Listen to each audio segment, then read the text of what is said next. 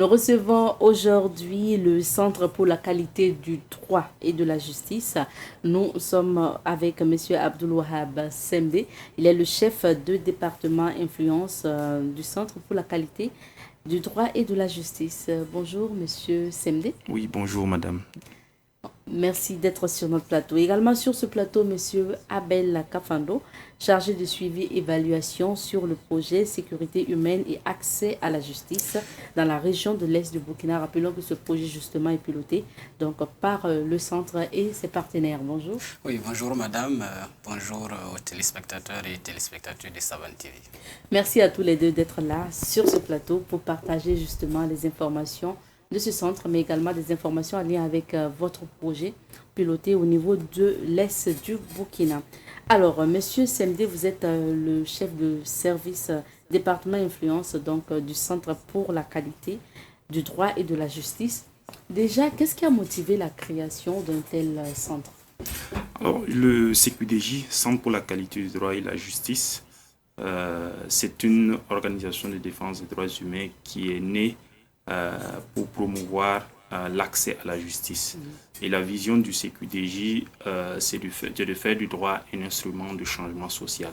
C'est qu'à travers les pratiques administratives puissent concourir à la réalisation de la sécurité humaine. La sécurité humaine étant la vie des citoyens à l'abri du besoin, de la peur, c'est-à-dire la sécurité au sens large. Et le CQDJ poursuit comme objectifs principaux de faire comprendre le droit, faire comprendre aux personnes et aux organisations le droit. Vous savez que dans nos contrées, l'adage ou le principe juridique selon lequel nul n'est censé ignorer la loi n'est pas effectif. La plupart du temps, les citoyens qui n'ont pas la culture juridique ne comprennent pas les lois qui les régissent, et le CQDJ entend communiquer autour du droit pour rendre le droit dans un langage, pour permettre à ce que les citoyens puissent avoir le droit dans un langage accessible. Et deuxièmement, c'est d'accompagner aussi les citoyens auprès des juridictions. La plupart du temps, les gens ont leurs droits primés, mais ils ne savent pas où aller. Le CQDJ offre ses services à ces personnes vulnérables, parmi lesquelles il y a les personnes détenues, les personnes déplacées internes, en tout cas toute personne qui se retrouve dans une certaine vulnérabilité et démunie. Donc le CQDJ les accompagne vers les juridictions pour la réalisation du droit. Le CQDJ travaille aussi en tant qu'organisation de la société civile aux côtés des gouvernants, des parlementaires, dans le cadre des plaidoyers, pour faire en sorte que le droit soit plus conforme aux standards internationaux, plus en adéquation avec les besoins des citoyens. Voilà un peu ce que je pourrais dire. Pour la présentation, autant d'objectifs de ce centre, mais pour justement atteindre ces objectifs sur le terrain, qu'est-ce que vous faites concrètement, donc que ce soit vis-à-vis de la population, mais également des gouvernants? Oui, le CQDJ met en œuvre un certain nombre de projets qui s'articulent autour donc, des missions et des projets en lien avec la fourniture de l'aide légale aux victimes. J'ai parlé tantôt de détenus. Le CQDJ intervient dans la plupart des maisons d'arrêt et de correction les plus surpeuplées du Burkina, en fournissant à travers l'installation de cliniques juridiques de l'assistance aux détenus qui ne peuvent pas s'offrir les services d'un avocat. Le CQDJ, en plus de la déclinaison de ces projets-là, donne aussi un certain nombre d'activités de sensibilisation à l'endroit des populations pour qu'elles comprennent mieux ce qu'est le droit, pour qu'elles puissent pouvoir aussi en utiliser. C'est l'occasion aussi de remercier nos partenaires comme l'Union européenne, le National Endowment for Democracy, l'Institut danois des droits humains, qui nous accompagnent dans le cadre de la mise en œuvre des activités, donc de la poursuite de nos objectifs. Alors, Monsieur Kafando, je rappelle que vous êtes le chargé de suivi, évaluation sur le projet sécurité humaine et accès à la justice. On va parler de ce projet tout à l'heure, mais pour aller dans le même sens que Monsieur Semde, il a parlé tantôt du fait que au Burkina Faso, les populations n'ont pas forcément recourent tout de suite à la justice pour résoudre, ou souvent même ne savent pas vers quelle institution juridique se retourner pour régler certains soucis. Alors, qu'est-ce qui crée cela selon vous? Alors, merci beaucoup. Et c'est comme il le disait, les populations dans nos contrées, pour la plupart du temps, donc, ne comprennent pas le droit. Et les mécanismes mis en place afin donc de protéger leurs droits, ils les ignorent. Et donc, cette absence de recours donc, à ces mécanismes et pour la gestion donc, de leurs conflits est due à l'ignorance donc, de ces mécanismes-là et à l'ignorance donc, des droits voilà, qui leur sont conférés donc, par nos instruments juridiques nationaux et internationaux. Alors, le constat que l'on fait tout de suite quand vous discutez avec le citoyen lambda, il vous dira que aller en justice, c'est perdre son temps. Je suis sûre que vous avez déjà entendu ça. Déjà, certains préfèrent voilà, régler des situations à l'amiable ou encore laisser tomber. Est-ce que ce n'est pas aussi la lenteur de la justice souvent qui fait que le citoyen est réticent? Oui, effectivement, il y a cette lenteur donc le citoyen lambda ne comprend pas. Voilà. Pourquoi donc la justice, ça fonctionne lentement. Quand tu as un problème, tu pars en justice, des fois ça prend assez de temps. Mais c'est comme je dis, cela est dû au fait que le citoyen, d'abord, le citoyen ne comprend pas. Et le fait qu'il ne comprend pas, et de plus en plus, il a l'impression de ne plus faire confiance à ces institutions-là. Oui. Donc, et c'est ce qui fait que, bon, des fois, bon, les gens n'ont pas réellement le besoin, ne sentent pas voilà, cette nécessité d'aller vers ces institutions étatiques pour résoudre leurs conflits. Et je pense que c'est un des défis que le CQDJ s'est lancé voilà, en mettant donc, un certain nombre donc, de projets. Voilà, en lien avec ces vous voulez ajouter quelque chose Oui. Bon, dans le cadre de mise en œuvre des projets, on a constaté très clairement cette réalité qui renvoie à une certaine distance entre la justice et les citoyens. Bon, cela est dû aussi au niveau de culture, ce qu'on peut appeler le niveau de culture juridique que les populations n'ont pas. Par exemple, sur la question des détenus, les personnes qui sont dans les liens de la détention. Le plus souvent, quand on discute avec ces gens, il y a certaines notions clés que ces personnes n'arrivent pas à saisir. Par exemple, quand on parle avec quelqu'un de liberté provisoire, bon, la personne ne sait pas.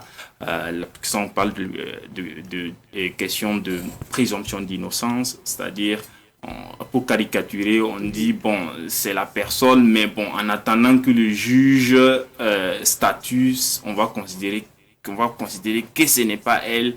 Bon, tout ça c'est compliqué et c'est un travail d'éducation et de sensibilisation qu'il faut pour que les gens aient confiance en l'appareil judiciaire. En plus, c'est ce que mon collègue a dit, l'appareil judiciaire rencontre d'énormes difficultés. Et nous travaillons justement dans ce sens pour leur accompagner. Alors, parlons maintenant donc de votre intervention sur le terrain. Vous avez parlé de projets tantôt. C'est à travers aussi ces projets-là que vous pouvez être proche de la population. Et le projet en cours, c'est notamment le projet intitulé Sécurité humaine et accès à la justice. On va dire quand même que la zone que vous avez ciblée, c'est une zone assez importante au Burkina Faso, puisque c'est la région de l'Est, en proie à l'insécurité aujourd'hui. Pourquoi déjà ce choix? Et puis après, vous allez nous expliquer en quoi consiste ce projet. Ok, donc ce choix, c'est comme vous l'avez dit, c'est une région du Burkina Faso qui est en proie donc avec l'insécurité. Et si on se souvient, donc c'est une des grandes régions aussi donc du Burkina Faso. Voilà, donc c'est en raison de ce contexte particulier de la région de l'Est que nous avons décidé d'implémenter le projet sécurité humaine et accès à la justice voilà, dans la région de l'Est. En quoi du moins ça consiste ce projet concrètement? Alors, le projet sécurité humaine et accès à la justice, c'est un projet donc, qui est mis en œuvre donc, grâce à l'appui financier de National Endowment for Democracy, donc NED, qui est une agence américaine. C'est un projet qui vise essentiellement le renforcement de la confiance entre les populations et donc les forces de défense et de sécurité par la promotion et le renforcement de la veille citoyenne et l'accès, la facilitation de l'accès à la justice aux personnes victimes d'abus donc dans le cadre de la conduite de l'action publique sécuritaire. Donc, et ça c'est l'objectif essentiel et nous voudrons que à terme donc, de ce projet, que les populations et les forces de défense et de sécurité puissent collaborer et désormais et les citoyens puissent effectivement participer aux différentes participer aux différentes opérations, mais que les citoyens puissent être en mesure de contribuer à la production donc, de la sécurité pour les zones qui leur concernent. Alors, c'est un projet qui est en cours jusqu'à maintenant. Qu'est-ce que vous avez pu réaliser, M. Semdé? Qu'est-ce que vous avez pu déjà faire sur le terrain? Oui, le CQDG a fait ce qu'il a l'habitude de faire, c'est-à-dire sensibiliser. Des rencontres d'échange avec les populations? Oui, des rencontres d'échange que nous avons appelées des activités de mobilisation sociale qui consistent à informer les populations de leur droit à participer. Vous savez que le droit de participer à la gestion des affaires de l'État est consacré par une règle constitutionnelle. Et pour ce qui est de la sécurité, c'est même un devoir, parce que quand on prend l'article 10 de la Constitution, il est postulé clairement que le citoyen a le devoir de contribuer à la défense de la patrie, à la défense de l'intégrité territoriale. Donc nous voudrions placer le citoyen dans ce contexte juridique, qu'il comprenne dans quel cadre il intervient. Et ces activités, cela se passe à travers les activités de sensibilisation qui visent donc cela. En plus, l'approche consiste à renforcer les capacités des organisations de la société civile sur ces questions de gouvernance du secteur de la sécurité. Vous savez que le défi sécuritaire a conduit les gouvernants à adopter un certain nombre de déclinaisons en lien avec la lutte contre l'insécurité. C'est en ce sens que depuis fin 2018, on a constaté que le gouvernement a adopté l'état d'urgence qui consiste en des mesures restrictives de liberté et qui parfois font que les populations subissent un certain nombre comment on appelle ça, un certain nombre de difficultés sur le terrain. Par exemple, le couvre-feu, les restrictions de Mais quand vous y allez, est-ce que vous leur expliquez le pourquoi justement de ces restrictions de liberté? Oui, justement. Okay. L'approche consiste à leur expliquer le pourquoi, parce que nous avons constaté que ces mesures manque d'approche pédagogique, c'est-à-dire on ne sensibilise pas assez les populations pour comprendre le bien fondé de ces mesures, pour les amener donc à les accepter. En outre, l'approche aussi consiste à discuter avec les autorités sécuritaires en place, et y compris les autorités politiques au niveau régional, au premier rang desquelles on peut noter le gouverneur, pour voir est-ce que ces mesures sont véritablement adaptées, est-ce qu'on ne peut pas prendre d'autres types de mesures pour alléger souvent et qui participent au même résultat. Donc là, c'est là la cohésion entre population et forces armées où chacun se dit nous sommes là pour un même objectif et nous pouvons discuter pour trouver des possibilités ou des améliorations dans la gouvernance du secteur de la sécurité. Puisqu'on parle de la sécurité et en même temps aussi du droit, vous avez décidé quand même de choisir une zone d'insécurité, comme on le dit. C'est sensible, c'est vrai, mais est-ce que sur le terrain, vous n'avez pas rencontré des gens aussi qui ont été touchés, dont peut-être les droits humains ont été brimés? Comment vous accompagnez ces gens? Parce que c'est dans des zones où il y a des attaques, il y a des enlèvements, il y a de l'abus. Souvent. Oui, clairement. C'est l'un des deux aspects. Le premier aspect étant la sensibilisation et le plaidoyer. Le second aspect, c'est l'accompagnement des personnes qui se disent victimes d'abus. Les abus peuvent provenir de diverses sources, que ce soit les groupes armés et même que ce soit au niveau de nos forces armées. Vous savez que quand on mène ces activités de sécurisation là, il y a parfois des dommages collatéraux. Il est important que ces populations là sachent que si elles s'estiment victimes d'abus, elles peuvent recourir à des institutions qui existent. Et nous leur offrons donc ces services qui leur permettent d'être accompagnés auprès des institutions, que ce soit la justice ou bien les directions régionales des droits humains qui peuvent essayer de discuter avec eux pour prendre leurs besoins et voir dans quelle mesure ces populations-là peuvent avoir réparation. Parfois, ça ne va même pas vers ces autorités-là. Et il s'agit simplement de contacter la hiérarchie des forces armées pour soumettre le problème.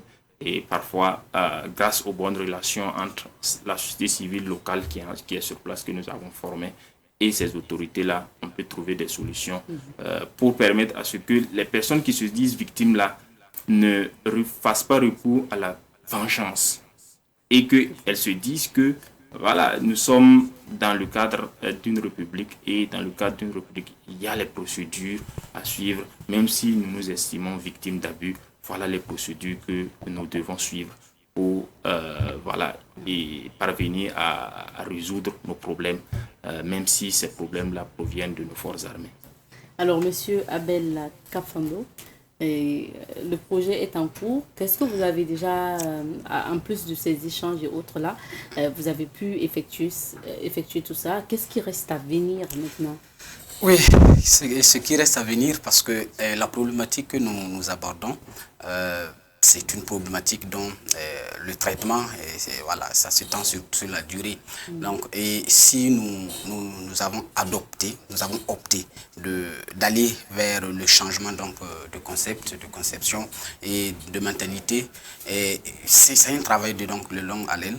Et nous comptons donc poursuivre donc, ces actions, notamment les sensibilisations qui puissent permettre aux populations, aux citoyens de comprendre et le droit, donc comprendre les mécanismes qui sont mis en place en vue de protéger leurs droits au cas où ces droits-là seraient violés, mais aussi continuer à échanger avec les autorités pour que les actions tendant à la satisfaction donc, de l'intérêt général puissent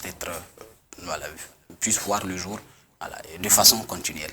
Et sur le terrain, à quelles difficultés vous avez été confrontés notamment? Oui, et la difficulté essentielle de nos jours, c'est d'abord la sécurité.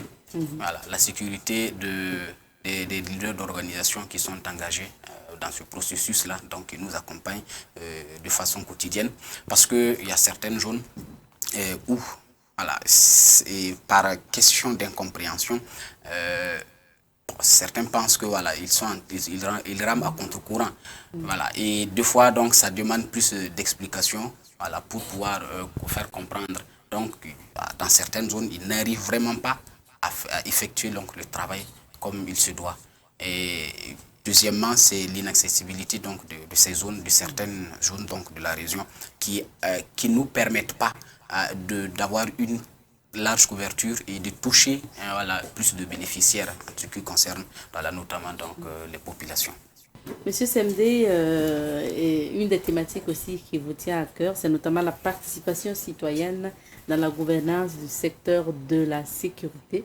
Alors, expliquez-nous ce thème. Oui, le thème s'inscrit dans le cadre du projet, l'idée étant de considérer que la participation citoyenne, c'est l'implication de la société civile dans la conception, c'est-à-dire l'élaboration et la mise en œuvre des politiques de sécurité. Qui dit politique de sécurité dit l'ensemble des stratégies qui sont mises en place pour assurer la quiétude de la population et assurer aussi la défense de l'intégrité du territoire. Donc la sécurité est ici entendue au sens large, impliquant les questions de sécurité intérieure et les questions de défense. Et l'idée de sécurité, de participation citoyenne à la sécurité, c'est que les populations puissent s'impliquer dans les questions qui concernent de façon globale la gestion de l'État. Et le fondement, comme je l'avais tantôt indiqué en introduction, le fondement de cette implication est d'ordre constitutionnel. L'article 12 de la Constitution qui dit que les citoyens ont le droit de participer à la gestion des affaires de l'État. Qui parle de sécurité parle évidemment d'une question centrale en ce qui concerne les affaires de l'État. Et l'article 10, lui, parle de devoir de participer à la lutte contre l'insécurité ou dans les politiques de sécurité, comme on peut le dire de façon simple.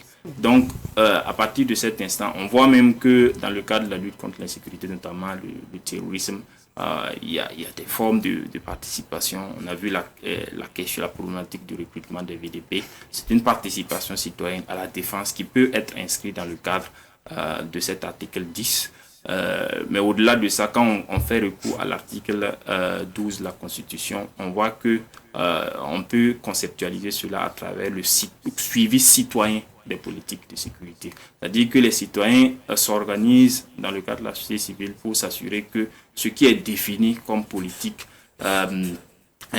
permet de réaliser les objectifs et les acteurs dont les comportements sont canalisés par les règles qui régissent les politiques de sécurité respectent ces règles dans le cadre de la poursuite de l'intérêt général. Donc, les populations aussi peuvent faire ce suivi citoyen-là pour ensuite recourir à un travail d'interpellation, de dénonciation et de proposition de solutions, d'amélioration dans le cadre des politiques de sécurité.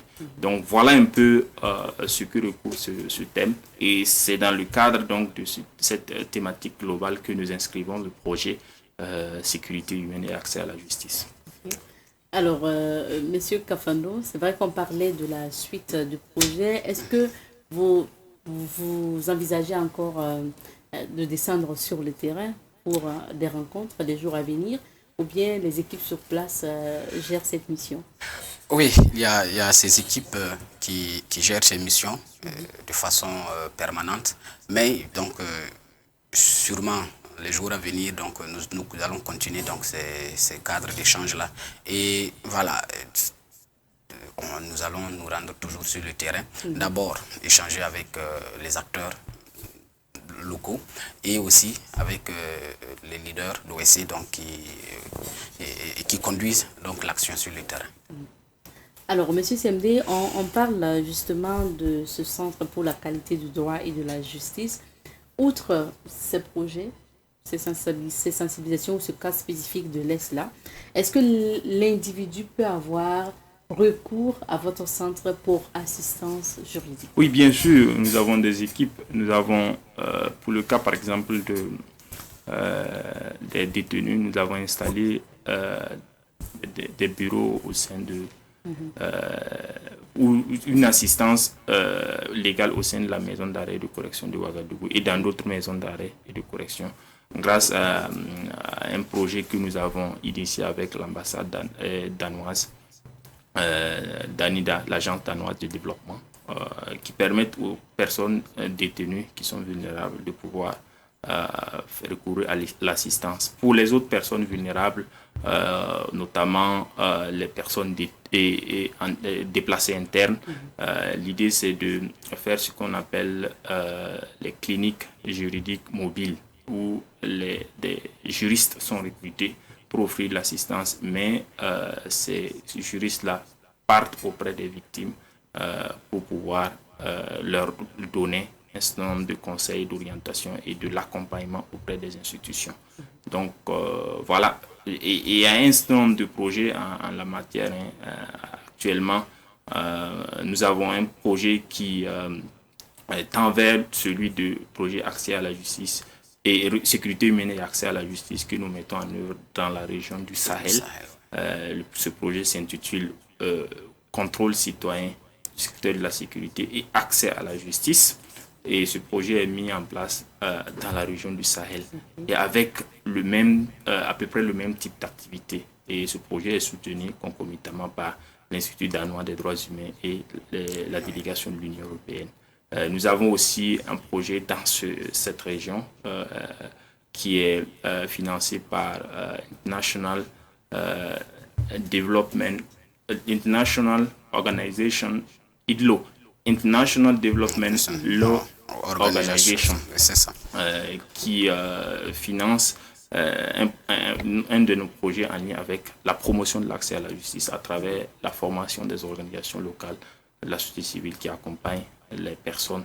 Donc l'idée aussi, c'est quand même que ces OSC proches des populations implantées au niveau de ces localités-là puissent prendre le relais Oui, après vous. Exactement, c'est ce qu'on appelle la localisation dans notre stratégie de mise en œuvre. C'est-à-dire faire en sorte que l'action soit la plus proche des citoyens et que on s'inscrit dans une logique de durabilité, que après nous, les populations soient davantage capacitées à prendre le relais et à continuer l'intervention. L'idée globale étant de passer vraiment à la formation de l'opinion publique, au renforcement de la culture juridique, que les citoyens comprennent de plus en plus ce qu'est le droit, quelles sont les procédures lorsque nous nous estimons victimes d'abus ou de violations.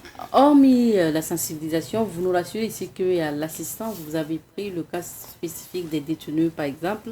Est-ce que individuellement aussi, si on a par exemple un litige foncier, on peut faire appel à votre centre pour bénéficier de l'assistance d'un homme de droit? Bon, dans une certaine mesure, mais il faut lier l'intervention du CQDJ aux questions de droits humains. Droits humains, d'accord. Voilà. Okay. Ce n'est pas pour toutes les questions en lien avec le voilà, par exemple, le foncier, c'est tout un autre. Voilà, c'est tout un autre domaine. Mais si on voit dans le foncier une question de droits humains, d'accord. Par exemple, peut se saisir. Une dame, une veuve, voilà, par exemple, qui se voit retirer la parcelle de son mari. Exactement. Là, vous intervenez. Voilà, on peut intervenir. Voilà. Ou bien on voit que les systèmes ou les systèmes juridiques peinent à reconnaître à quelqu'un un droit, voilà, quelconque. Là, on saisit ça sous l'angle de la responsabilité de l'État dans la réalisation des droits humains et on peut se saisir de ces questions. Et comment justement concrètement, on fait pour bénéficier de votre aide? Est-ce qu'il suffit juste de vous approcher ou il y a des conditions? Oui, il suffit de nous approcher. Nous sommes à Wayalguin, nos bureaux sont là-bas. Et si vous essayez de taper sur Internet, vous allez voir notre localisation à travers le site Internet et ce qu'on fait et qui peut vous intéresser, le www.cqdj.org. Permet de présenter l'offre d'activité que nous proposons aux citoyens. Voilà. Et à partir de ça, il y a aussi des contacts sur le site que vous pouvez appeler à partir du moment où on analyse votre problème et on l'inscrit dans le cadre de la promotion des droits humains. Nous faisons l'accompagnement. Alors, on va regarder quelques images, puisque pour la mise en œuvre de vos projets, vous partez souvent sur le terrain. Vous pourrez nous dire où vous étiez justement à travers ces images. Monsieur Kafando, je vous laisse commenter ces images. Ok, donc là, c'est une activité de sensibilisation donc, auprès des femmes sur donc les mécanismes donc, de saisine en cas de violation donc, des droits humains, notamment donc, pour les questions liées au genre, donc les violences basées sur le genre. Donc ça c'était donc dans la région de l'Est. Dans la région de l'Est, ok. C'est récent, hein, c'est récent. Oui. D'accord. Voilà, donc là c'était au cours d'un cadre d'échange, voilà, donc avec les acteurs sécuritaires. Ok.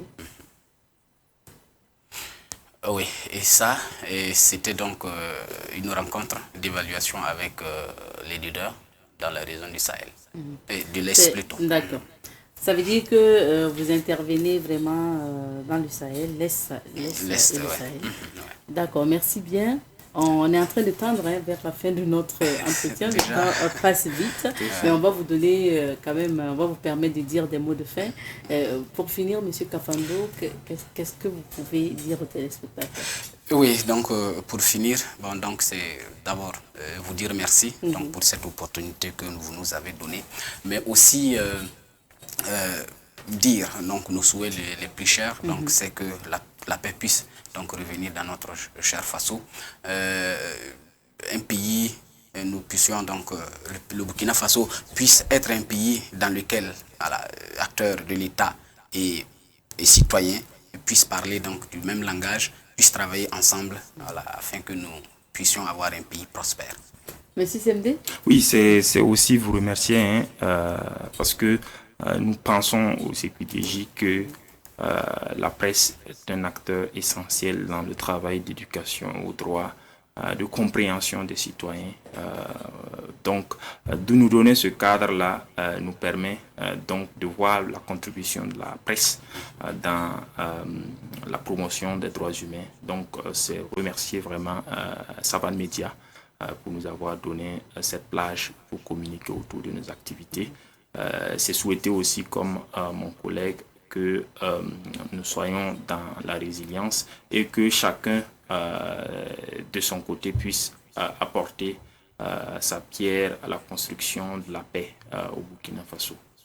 Merci bien. Merci à tous les deux d'être passés. On aura encore d'autres occasions. On vous souhaite d'ailleurs bonne suite dans la mise en œuvre de ces différents projets. Merci. Je rappelle que nous recevions comme invité M. Abdoul Wahab Semdé. Il est le chef de département influence du Centre pour la qualité du droit et de la justice. Également sur ce plateau, M. Abel Kafando, chargé de suivi et évaluation sur le projet sécurité humaine et accès à la justice dans la région de l'Est du Burkina Faso, un projet piloté par justement le même centre. C'est ici qu'on s'arrête pour l'entretien d'aujourd'hui.